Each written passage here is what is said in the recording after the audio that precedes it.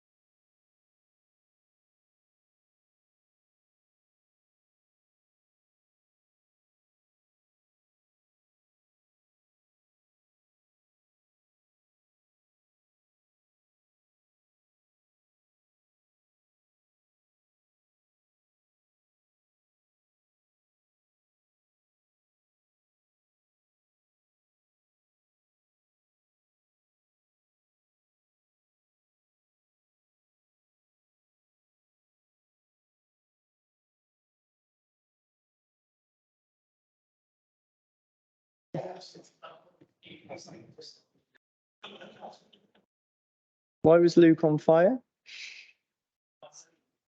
2 2 2 2.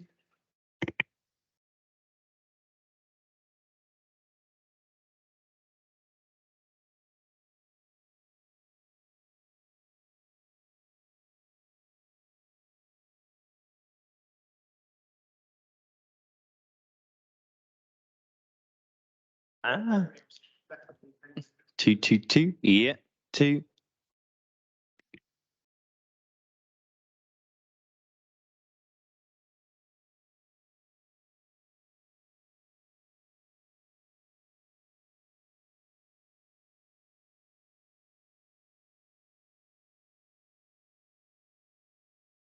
2 2 1 2. Happy? Yep. 2 2 2 2. Yeah.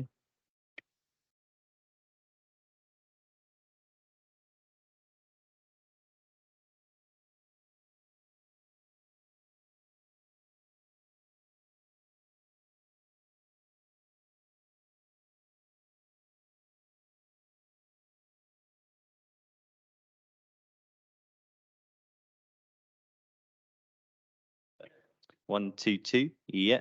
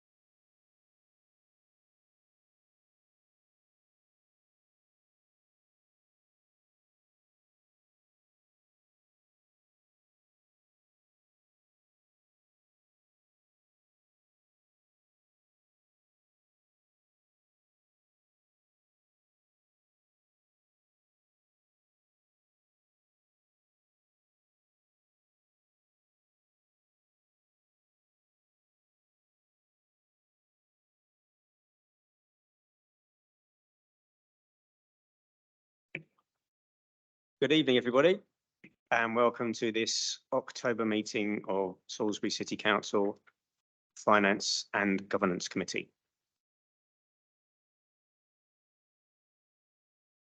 Just find my copy of the agenda. Do we have any apologies? We have received no apologies. Thank you. Do we have any public questions or statements? We have no public questions or statements. Do we have any councillor questions or statements? No councillor questions or statements have been received. Okay, I have a copy of the last meeting's minutes. Has anybody got any problems with me signing these as true and correct? Okay, I will sign these at the end of the meeting. Are there any declarations of interest? None received. Are there any dispensations? There have not been any dispensations agreed.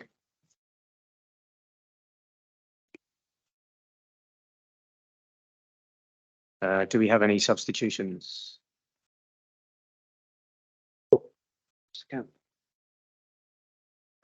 Councillor Lynn Blackwood is substituting Councillor Vicky Rogers. Thank you. Councillor Blackwood for Councillor Rogers. Chairman's announcements. You'd be pleased to know I don't have any. Okay, on to item 11, which I think might be item 8 actually. Quarter two budget monitoring. I understand we may have we have an account of the quarter two revenue and capital budget position. Mark, is that? Okay, hand you over. Yes, good evening, everybody. So you'll see the report, the slimmed down report that you'll remember back from quarter one. And we're hoping to move to the more comprehensive full reports that you're usually used to for quarter three, hopefully as we get a new RFO on board and it's easier to extrapolate some of that data. But I think essentially, as you can see from our expenses, as we would hope halfway through the year, we're looking relatively on budget for most of the major services. We've spent approximately half of the budget and we don't have any major concerns in that area. Probably sensible to re-highlight what was also brought up at Environment and Climate Committee recently, which is the income level that's currently being seen at the crematorium. And that's not currently performing as we would have hoped it to by this time of year. And the reasons identified for that at the moment are obviously the works that were done on the roof and therefore the closure of the crem for some time. And also the current death rate is low. So it's been a mild summer. And so we've seen that reflected in the business levels at that area. So there is a little bit of concern about whether that's going to hit its income target, but we do have the winter ahead of us, so we'll see what happens there. Any questions? Councillor Nettle. Yeah, thank you very much. During the closure, do we know where crematoriums cremations, were taken to? Because I know that one stage we were worried about competition from Andover.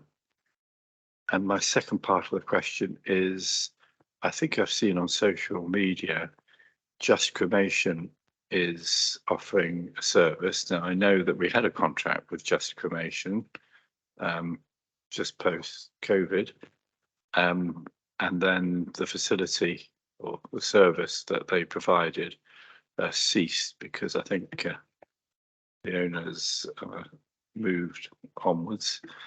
I just wondered if there's been any discussion with if there is a new Just Cremation, because it's a chain, whether that might help. Thank you.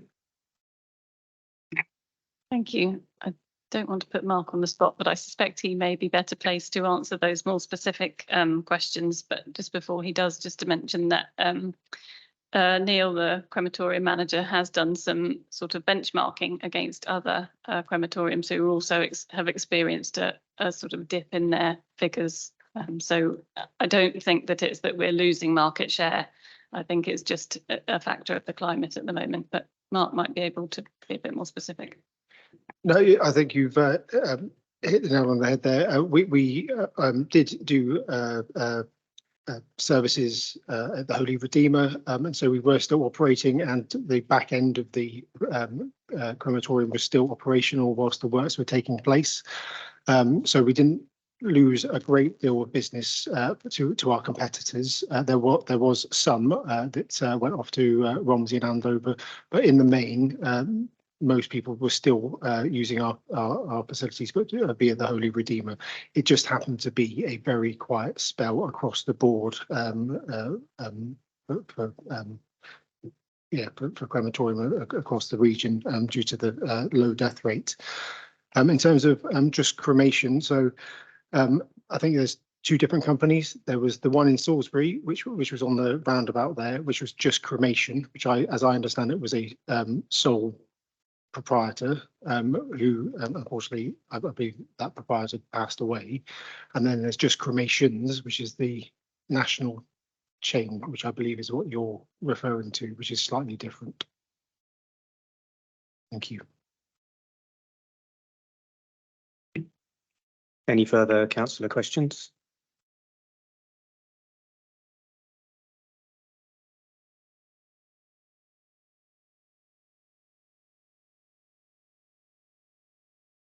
Councillor Hocking. Chair, thank you. I see from the capital statement, the crematorium roof seems to have gone 17% over budget. Is that all done and dusted and paid for now, or are we expecting any more goods coming on top of that? Yes, those works are now complete.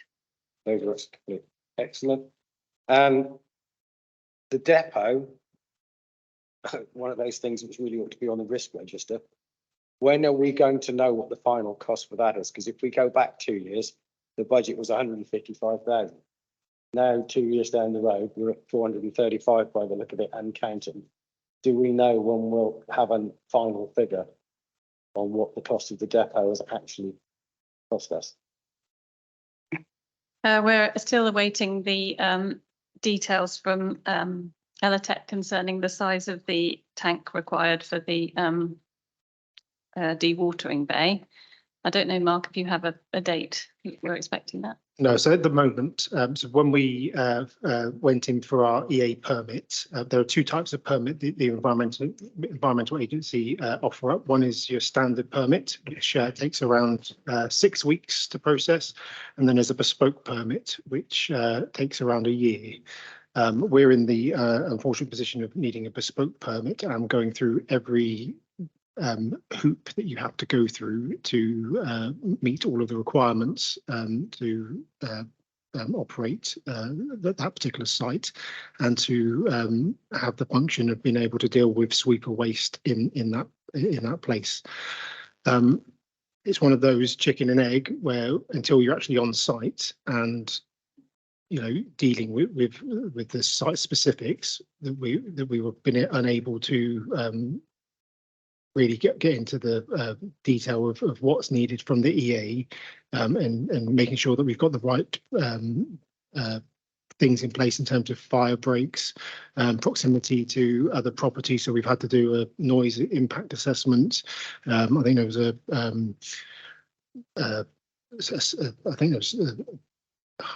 smell as well. So all of those different things that impact all of the neighbouring areas. So we weren't able to do that until we were on site, and so we're hoping that within the next month, we're about 3/4 of the way through providing all of the information that the EA needs. So in the next month, 2 months, certainly this side of Christmas, we should be able to have all of that in place, and then we will have the final figure of what it is we need to do. So can I ask, what are we doing at the moment? And we're not. Are we still using the depot down at? Yes. Yeah. Yeah. So we have ready. Yes, our current The works provision is council. in place, yeah. Would it not be cheaper to keep using that then and just buying that service? So Wiltshire Council have indicated that they're happy with us using it on a temporary basis.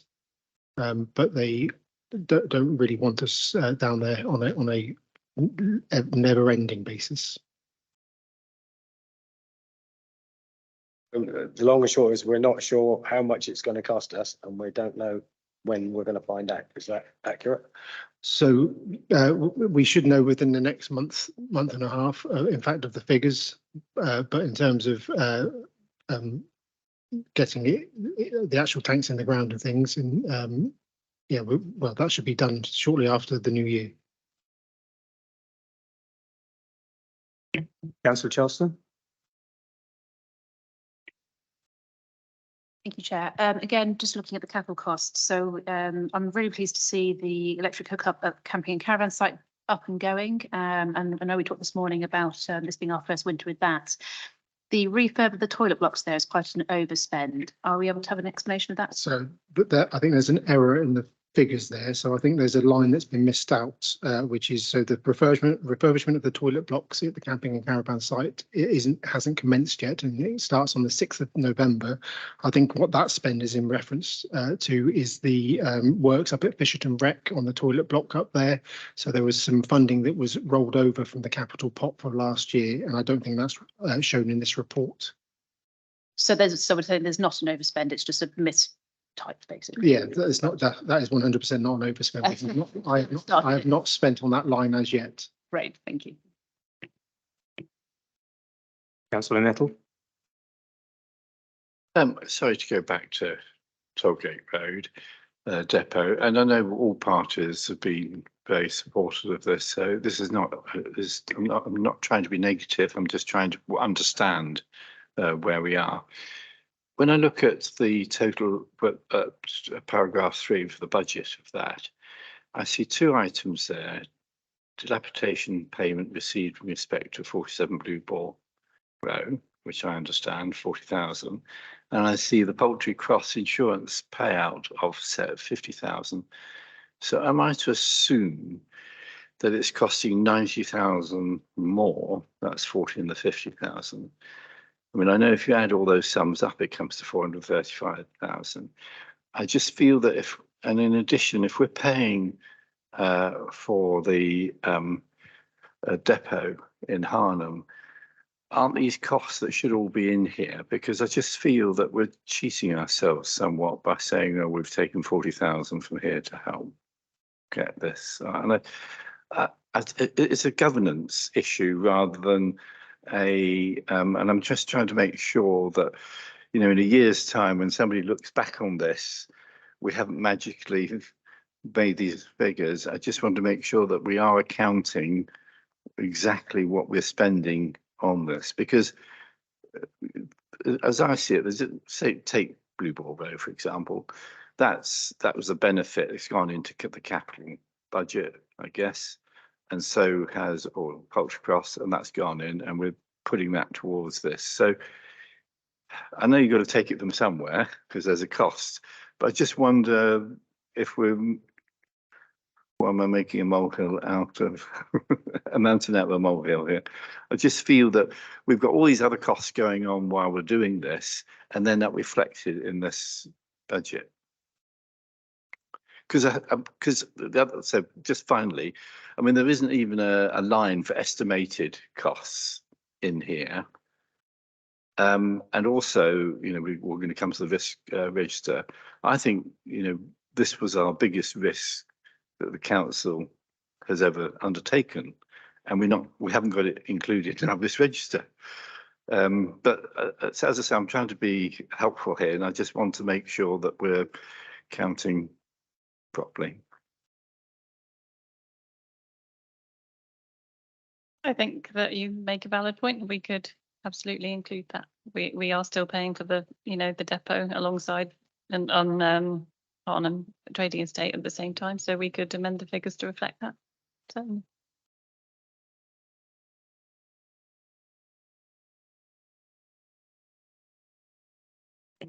Councillor Tones? I mean, I'm assuming we'll be fully out of Harlem by Christmas. That is That would- most definitely the plan, Yeah. yes. And also we have let some of the depot. Yes, and I've also contacted Middleton and Major today to put on the market the rest of Unit 1 as well.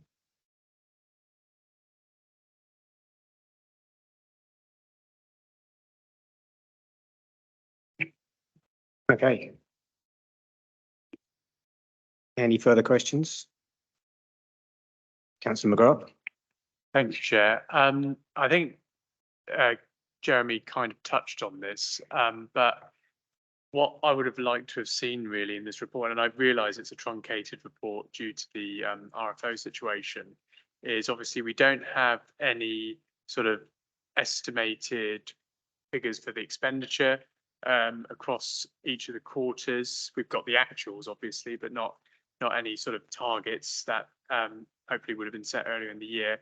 Equally, we don't have any targets for the income either presented on the report. We've got the actual income, but not targets. So I think it would be helpful going forwards, and this may be the plan going forwards, to include those lines in this report at future F&G meetings. I would think that's quite difficult to do if you're doing it on a quarterly basis, because obviously we don't spend our budget evenly across the year and our income isn't evenly across the year. So there are certain periods where we spend less, certain periods where we make less. I think Clark would probably agree with that. Yes, that's true. Our spend isn't at all equal. If we think especially about things like our events, we've spent all our money basically on that now. We're almost at the end of that position, but and of course we do have the budget to refer to, which has got all our estimated targets on there. But we can easily present these reports in any way that's the most useful to you. So happy to amend as you see fit.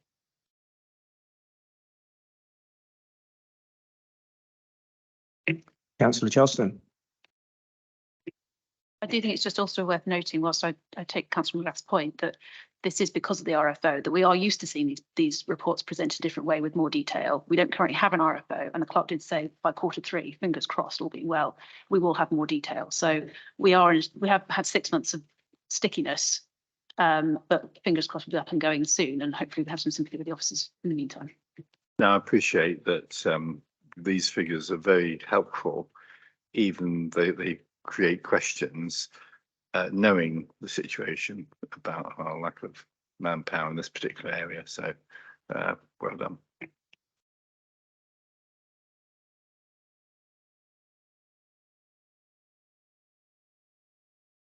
Okay, so the recommendations for this report are that the committee is asked to note the revenue and capital budget reports for the end of Q2, and to note the Tollgate Road depot refurbishment costs and budget allocations.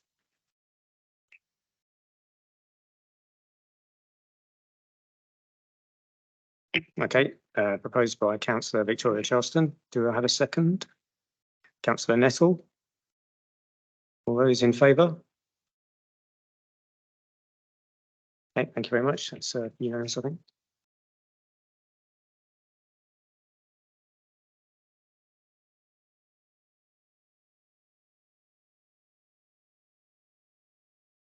Okay, on to the next item, risk management strategy and strategic risk register. We have an annual report from the council's risk management strategy and strategic risk register.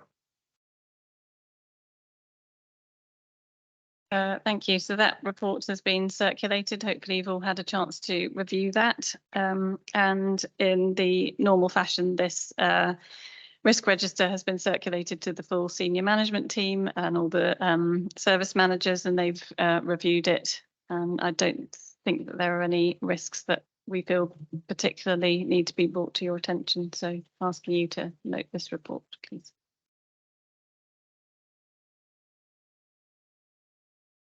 Councillor Nettle. I'm sorry. I agree that this is the risk register is as it is, but I just feel, given that we know what's coming down the road with certainly we've just been discussing the depot, potentially the wall in St Edmunds. I just feel these are financial risks for this council that we weren't aware of, and we've got them. And I just feel that it's absolutely, this is FNG, and we wouldn't be doing the governance bit if we didn't identify these as potential risks to our budget as we move forward. So I just feel that it's a bit sort of process driven, this risk register, as opposed to some real hard decisions that we're going to have to make. And it'd be good to know that they're on a risk register, because it may be, somebody may come up and wave a magic wand and give us the money for some of this stuff. But I just feel that we as a council need to understand what risk this is if we pursue these activities.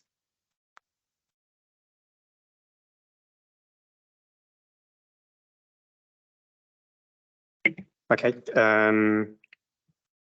thank you very much for your comment. I've asked the clerk to look at adding those two items to the risk register, as obviously they are significant financial implications. Councillor Hocking. I would say, Chair, I would concur with Councillor Nettle. I think those are two instances which definitely should be on the risk register, because they are major financial risks. If we look at some of the stuff we've got in policy, we've got 2 pages on, working on ladders. I would suggest the financial impact of those 2 things that we've just talked about going horribly wrong are infinitely more important than telling someone that they need to be careful when they're stood on a ladder. So I think we're looking at stuff that's, as Jeremy said, we're driven by process, and we have to look at everything and do everything. And if we're not careful, I suspect that soon we won't be able to do anything, because it's far too dangerous. Because originally our policy here is 30 pages long already. And I think we should be looking at what's important, as opposed to a lot of which is just pure common sense, and you would do as normal part of your business. That with driving. Drivers will be responsible for the safe loading their vehicles and must properly latch and secure their loads when necessary. Well, obviously you would think that they would do that, wouldn't you? Yeah, driving license will be checked annually to ensure that they are valid. Well, if we end up people driving without driving licenses, yeah, I mean, how would we ever end up in that particular position? Yeah, we would know that. There's just a whole lot of stuff in here which someone has sat down and gone, do you know what? I think we should include this, and how about this, and what about falling off a chair? We should be looking at stuff that is a real risk rather than perhaps someone's perception. And the other thing I'd like to say on this, page 7 of 29, we seem to be getting a safety consultant in.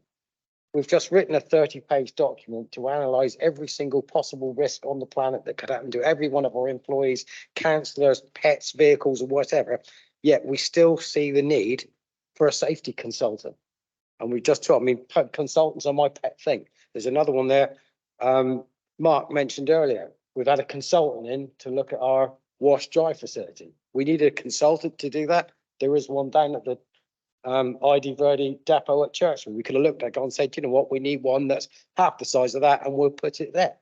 We just seem to be completely unable to make any decisions for ourselves.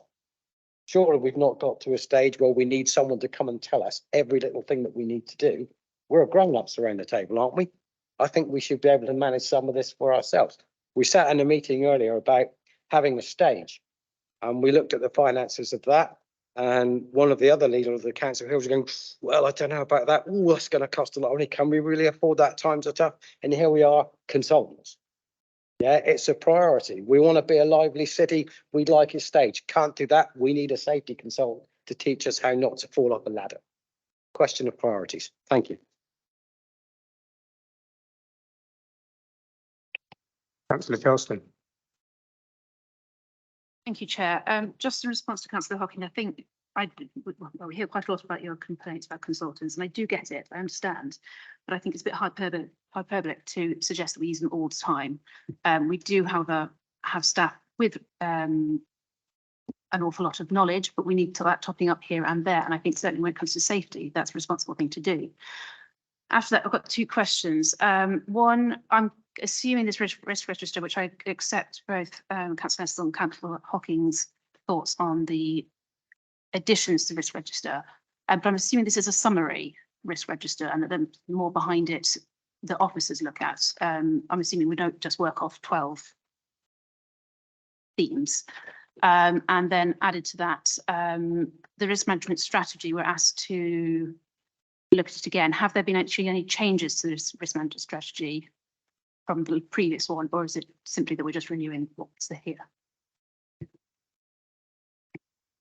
As far as I'm aware, we're just signing off this strategy. I'm not aware of any changes. I haven't made any in the last 6 weeks myself. Although I know that all of this risk information was checked by the previous clerk, so I'm confident that we're acting safely.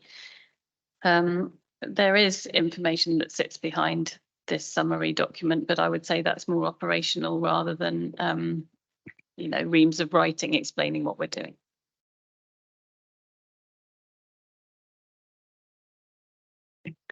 Councillor Hocking.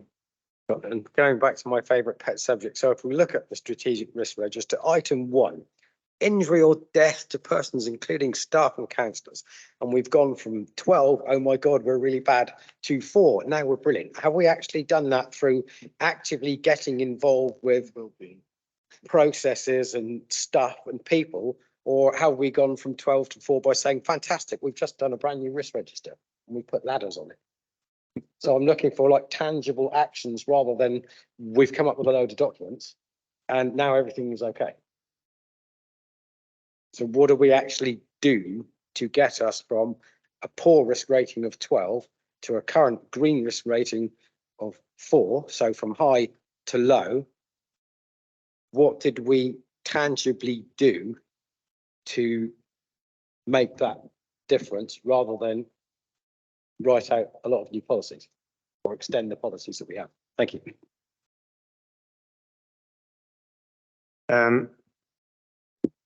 I will initially answer this. So you can see in the current control measures, those are the measures that have been taken to try and improve this original risk rating score.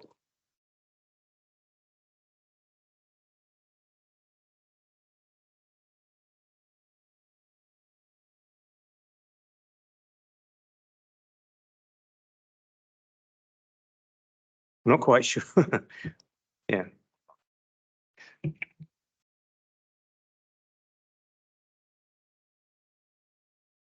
Sorry, to help, I believe what Councillor Hocking is suggesting is that something must have happened in our evaluation to change from 12 to 4. And it may be, for example, we've run mental health clinics, and I know there's a lot of work with the staff going on mental health. But when you read this, you just wonder, how do we get from one stage to another? And I just think it's helpful if there are examples that to put those in. Thank you. Yeah, I think that's a valid question. I think a more detailed list of the measures could well be warranted from both councillors' comments. Councillor Charleston. I think two things here. One, it's important to remember this is a summary, so there's a lot more behind this, as the clerk said. The second of all is that it's not a case that we were at 12 and we've done an awful lot and got to 4. What we're saying is that if we do not do X, Y, and Z, we would be at 12. We would be at risk of danger and death. It is a risk register. What we have in place are maintenance programs, training procedures, and we do risk assessments in order to ensure that we have a low risk of these things happening. It's not that we had somebody die or there was a serious injury. There is a possibility of it. It's a risk of it. That's the whole purpose of it. So sorry, just to come back on that then, but it's Councillor, please can you wait to be asked first? Councillor Hocking. So just to come back on Councillor Charleston's point, it says original risk rating score 12. But did we start at 12 then? This is how how do we know where to start? This is how you build a risk register. You start from point 0 and say, what is the worst thing that could possibly happen in this situation? And you say, okay, what are the mitigations we're going to take to stop that happening? It's all theoretical. but we've had a risk register before. This isn't a new document. No, So we've started it Okay, I think there's before. I think there's a misunderstanding of how this works. I think the original risk score is a rating of the potential impact, not of where we're at. So I write risk assessments for training schemes that I actually have to deliver as a coach. And obviously you rate the risk depending how dangerous it is, you know.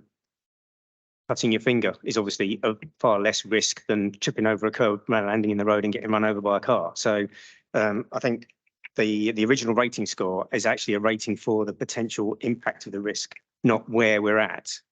I think you would you agree with that? So I don't think we can necessarily say, oh, we've gone from a 12 to a 4 and somehow make that an improvement of, I don't know, -12 to +4, because that's not the way this sort of register works.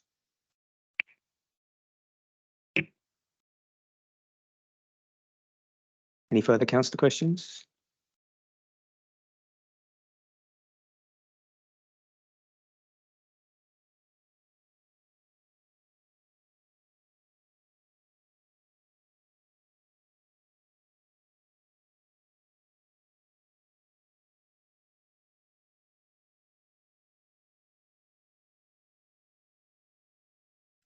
Just bear with me for a second. On the right tab. Okay, so we're just asked to note the risk management strategy and the strategic risk register. Do I have a proposer? Councillor Tomes, do I have a seconder? Councillor Charleston? Can I have a show of hands to support this? Thank you.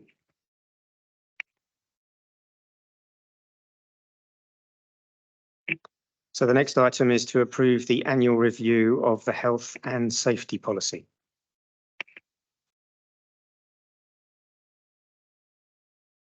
I think that you've already touched on some of the elements in this policy. I'm just asking you to note the policy and agree it going forward. Thank you. Have there been any amendments to this policy since the last time this was put before the committee? No changes. Thank you. Okay. Do you have any councillor questions on this at all? Okay, only there will be some. Just a simple question, really. When was the policy reviewed previously? Is it on a 3-year cycle or annual cycle? It's an annual cycle. Annual cycle. And the only question is that in the intervening period, has there been any legal legislation which has changed, which might affect that policy? Nothing that we're aware of, and we do run quarterly health and safety meetings with our health and safety champion in the building. We're continually looking at our incident reports and all of those things and working with our insurers appropriately. So, Okay, I'm just curious to see if there's a mechanism through which local councils are informed of any legal requirements that might have changed over a period of time so they can review their policies. I mean, there may be some process like that, but just a question really, not sort of challenging whether it's relevant to this particular policy or not. we are members of several professional bodies, and so all that kind of updates regularly filters through those. Councillor Nettle. I was just going to move the recommendation. Thank you. Do I have a second?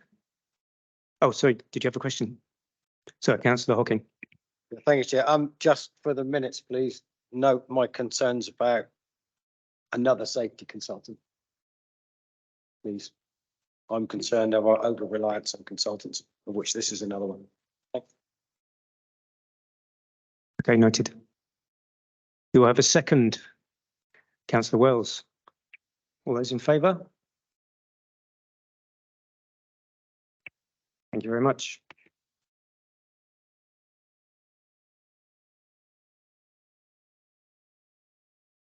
Okay, next item is crematorium fees. Change to crematorium fees. this item is to agree a change to crematorium fees. Mark, over to you.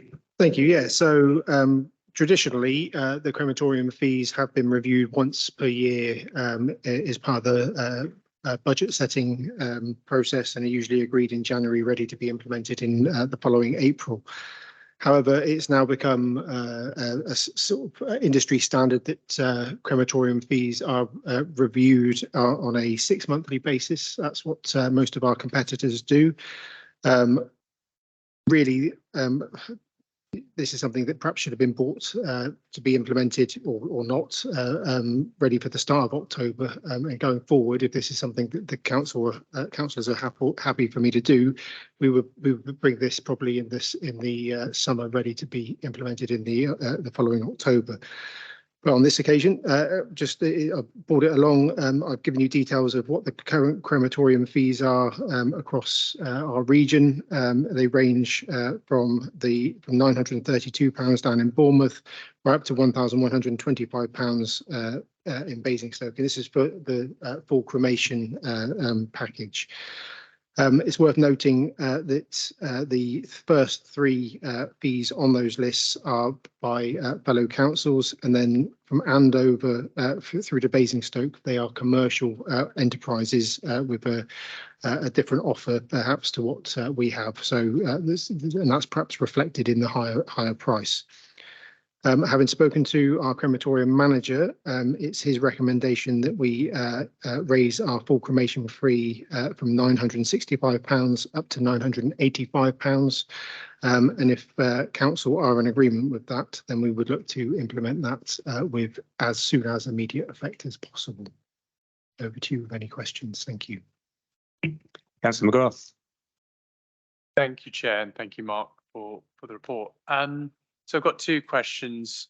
First question is, as you rightly point out, the more expensive full cremation packages there are commercial ones, and I would imagine they might offer more in their package than necessarily we do as a council cremator. So I'd like really a little bit more information maybe on why we are going to be, I suppose we are already more expensive than Bournemouth and Swindon, but you know, why in this context are we going to be the second most expensive council on this list for cremations? My second question is going back to what was noted in the quarterly monitoring. Obviously, the main issue we've had with cremations this year is that not enough people have been dying. So that's really what's affected our income this year. Obviously, that could and probably will change. But if the income is an issue, then obviously there are more factors than just the cost of the full cremation package. So how are we going to mitigate against that if income is an issue with the crematorium? So your first question there about the fee. So our main competitors, although I've given you details of all of the crematorium across the region, our main competitors really are Andover and Test Valley, which is Romsey, and both of those are commercial facilities with higher prices than what we currently offer. As I say, we try and benchmark against other crematorium in the area, and we would like to suggest our price reflects that. But of course, if council wish to keep the prices as they are, then of course that is within their gift. Thank you, Mark. Councillor Charleston. Thank you, Chair. Mark, so when you say that is it a recent move to 6-month reviews for everybody, or is this just that we've passed us by?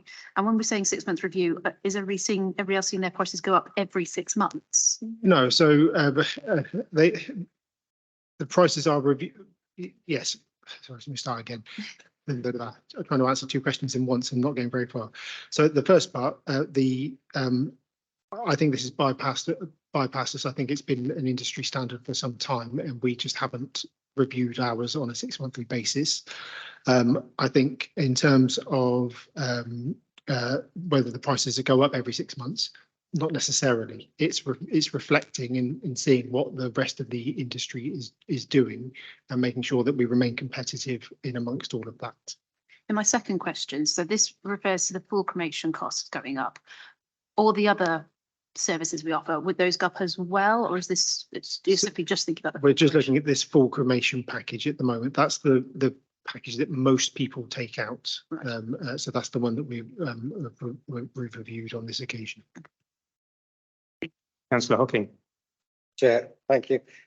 I'm sort of mildly concerned about Councillor Charleston's comment, asking the officers whether we're going to 6 monthly reviews for everything, or is it just this? Because you are the administration, you should know whether you're doing that or not, surely. And the second question is, is there a business case behind this, or are we just looking to recover some of the monies that we've not made because of the length of the decrease in the number of cremations that we've carried out because the crem was shut for a certain time? No, that's not played any part in me producing this paper. I've produced the paper based on recommendations from the crematorium manager, because this is an industry standard that fees are reviewed on a 6 monthly basis. And as I say, it may be that council decides that they don't want to increase fees, each 6 months, or they may wish to. I just present some information and then and a recommendation, and it's sent over to you guys to make that decision about what it is you want to implement or not. But it's not based on trying to recoup any money or anything like that. Our predicted overheads are exactly the same as what they were when the budget was put together. It's just that it's been a slower start to the year, but that's not why we've put this paper forward. Okay, so finally, to finish off then, it's long been one of my things that we have certain income generating parts of this council, which the crem is one. I would still like to see at some point a breakdown of the crem and of the caravan site and the other income generating streams that we have, that tell us whether, although it generates income, does it actually generate a surplus? So when it comes to the crem, I think the budget said the income is about £1 million a year. I really want to know if it costs us £500,000 a year to generate that million, therefore we're a surplus of 500,000. I'd like to know whether it actually costs us £1 million to generate that £1 million, or whether it costs us £1.5 million to generate that £1 million. I think I'd like a bit more detail. Then we can see what the effect this £20 increase in fees might have. Because at the moment, it's just, well, we think it's a good idea, for the crem manager has said, I think we can do it. So fine. But I'd like to see how that plays into the actual finances of the crematorium. Does it make us a real surplus, or does it cost us a fortune to generate that amount of money? Because we need to look at these in the current financial climates. We need to have a hard look at this to work out whether we're subsidising these things, or whether they're helping to subsidise the council and keeping our precept down. Probably not an answer for this meeting, Chair, but I would like to see that across all the income generating parts of this council. Thank you. Thank you very much. Before bring Mark back in, I think that's a valid point, and those are valid points. And I think the situation we're in at the moment, where we're looking for a new RFO, gives us the opportunity to make changes about how we report. Obviously, these are potentially things that could happen and won't obviously happen until we've got somebody permanent in place. Over to you, Mark. Yeah, just to come back on Councillor Hocking's point there, I think it's quite difficult to extrapolate the exact sort of figures out of lines. So we have, for example, we have a repairs and maintenance budget which covers every site across the council. Now there will be an element of that is used on the crematorium. We have the grounds team that go up and cut the grass and oversee the green spaces up there, which would be quite difficult to extrapolate. I think I understand where Councillor Hocking is coming from. But I think that's going to be quite a challenge for any incoming RFO to be able to give you exact figures like that in that way where it's black and white, because there's a lot of grey, I guess, budget lines which cover a lot of different areas.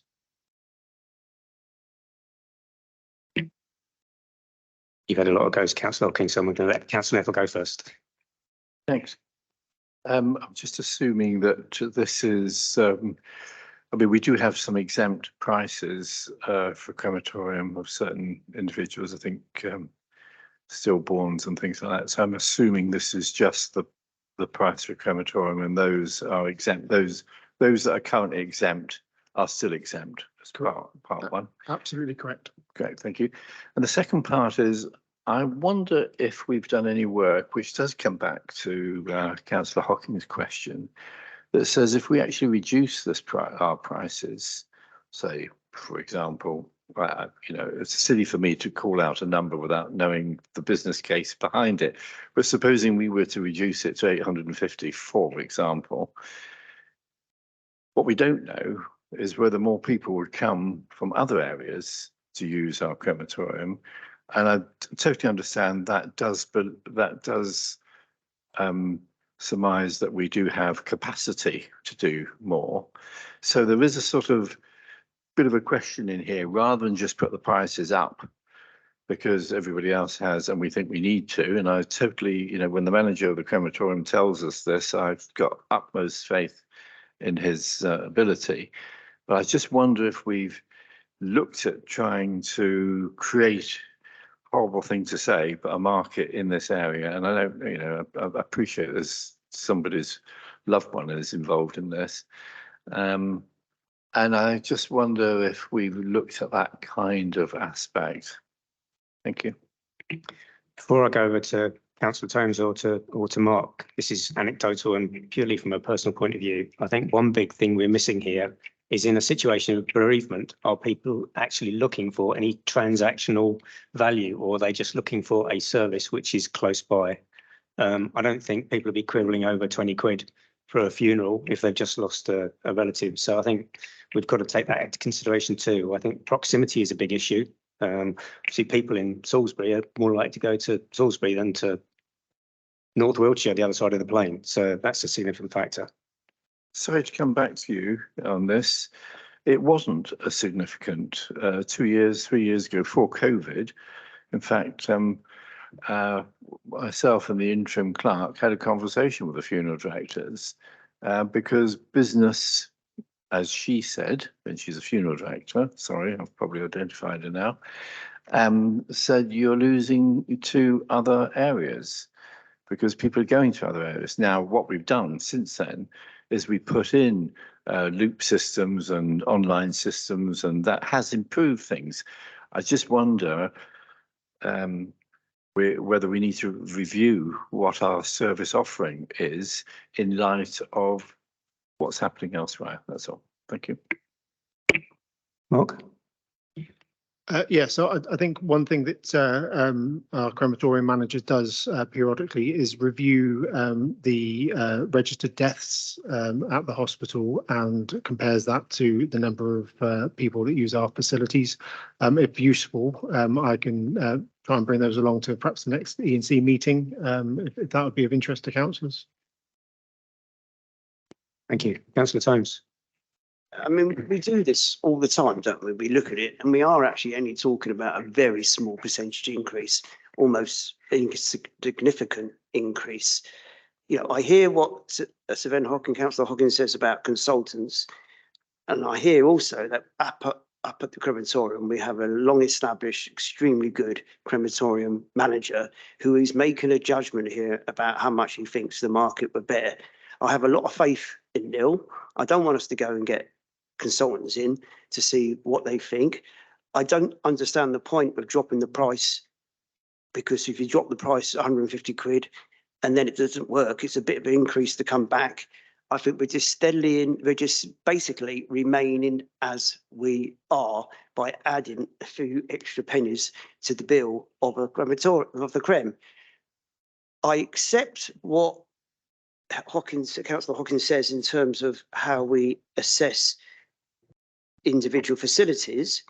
And those of us who remember the district council days will know that each facility had its direct costs, and then it had a percentage of the establishment costs put against it. So you would have, part of the legal team would be allocated to the Guildhall. So part of the legal team's costs would be allocated to the Guildhall. Part of the legal team costs would be allocated to the crematorium. And in many ways that is a good way to go, because you get a clearer picture. We know how many staff we got up there, but it would be a clearer picture if we knew, what those costs were. I would say we're not in that situation at the moment of doing that because of the fact that we have no RFO. And also we know that that department needs some investment in it, full stop, whether it's IT or whether it's staff. So I don't think we are there now. What we are here tonight to decide is whether we put up by 20 quid or not. And that's all we're about. And that's something we've done all the way through. And we're doing no different tonight than what we've done last year, year before, the year before, the year before, the year before, the year before. So I think we should just vote this through, because I would do support it. I think we should have faith in Neil up there, who's extremely good, long serving, knows his stuff. And I'm certain he's very, very loyal to that crematorium. If he thought he was losing trade, he would let us know. And on this one, I don't think we should get consultants in, because we got the expertise there already. We don't need to buy the expertise in. We've got really good expertise up there, as we have in many other sections, but we are fundamentally still a parish. So we haven't got expertise in all areas. So I think let's just vote this through. We're making a lot of fuss about 20 quid. Did you want to come back, Councillor Hocking? Yes, please. Yeah, thank you, Chair. This is the second meeting I've been involved with Ian where he's embraced the free market and let the market set the price on something. So he'll be coming to join the Tories soon. Fantastic. The door is always opening. So that's great stuff. Just to come back on the cost of the creme, we know what the business rates are. We know what the utilities costs are. We know what the staff costs are. We know that 10 years ago we spent 2 million quid refurbishing it. We know that we've just spent £100,000 on it. We know what a lot of the costs are, and we know what the maintenance costs are, because we'll carry out the work and someone will send us a bill. So we know what these numbers are. Yeah, I get the bit about grounds maintenance and that being a general budget across the council, but once we've knocked down all the bits and pieces that we do know about, then we can deal with the difficult things that are spread across multiple budgets and multiple servicing. But that shouldn't stop us from having that conversation. And given budget setting is coming up in 6 months' time, we should be doing that at the moment. Thank you. Councillor Times. In agreement totally on that. I would say that actually not everything works as great. If you change that system to the facilities, each facility gets a percentage of the cost allocated against it.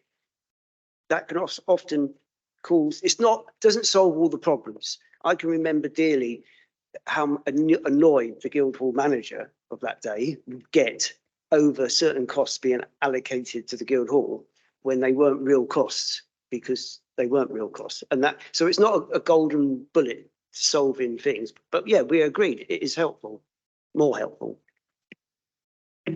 Well, the Conservatives. Before I go to Councillor Ethel, yes, I can vouch for that. You don't really sort of the internal competition you get when you have different cost centres for different departments can actually cause more problems than they actually solve. Councillor Ethel. Yeah, sorry, I wasn't sure if Ian had moved the motion. If you had, I'm seconding it. Sorry, who's moved it? You having a competition? So moved by Councillor Tones, seconded by Councillor Ethel. All those in favour? Carried. Thanks. Thank you very much. So on to our potentially last item, vexatious report. To receive a verbal report on vexatious complaints. We have had no vexatious complaints this year to date. That's a bit of an anticlimax.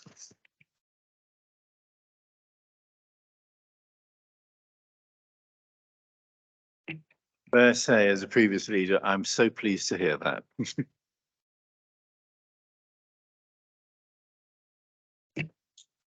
Okay, as far as I'm aware, there are no other special circumstances or items for discussion. So at 19:26, I declare this meeting closed. Thank you very much.